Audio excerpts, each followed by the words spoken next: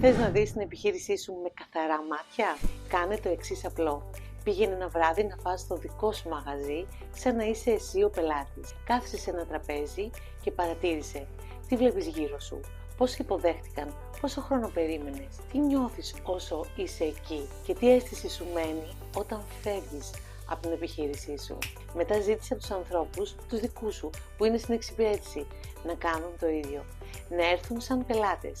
Να ζήσουν δηλαδή την εμπειρία από την άλλη πλευρά.